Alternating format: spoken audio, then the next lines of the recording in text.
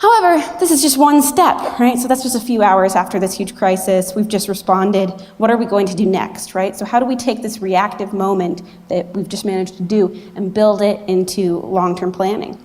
So we're looking at, creating this broader narrative. So like I just mentioned, we have all these campaigns. How do we integrate them in a better way? How do we make them make more sense? How do we do iterative optimization? So this work's going to go on day in, day out, but we're building towards something larger. How do we do that in a functional way? And then finally, how do we diversify our content? So thinking about audience first, but also a channel first approach. So the first thing we did was look at search. Right after this issue happened and after our initial response, all of a sudden people are searching for amnesty. What are we saying about these issues? What are we doing? So we're looking at how they're finding the content and how they're interacting with this. What we noticed is they weren't engaging with the content in the site, especially not in the way that we wanted or hoped.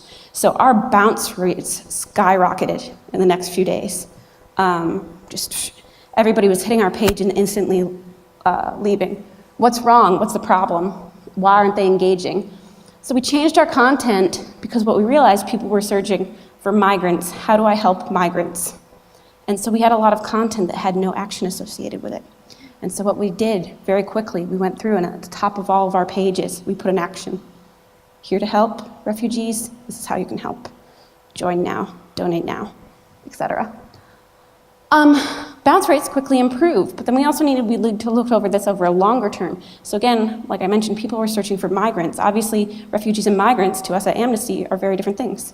However, to the general public, they don't understand that difference. So not only did we go in and we updated our SEO so people are finding the content we want them to, because we know that's what they're looking for, even though they're talking about it in a different way, but also we built content around it. So we wrote a post, what's the difference between a refugee and a migrant? And we pushed that out, and it performed incredibly well. So we created a conversation around that, and it also improved our SEO. So here's search. In September, you can see we really skyrocketed in our search and our traffic. And this is way too small to see, but it's just the different terms people are using. So we're looking at asylum, immigration, migrant, etc.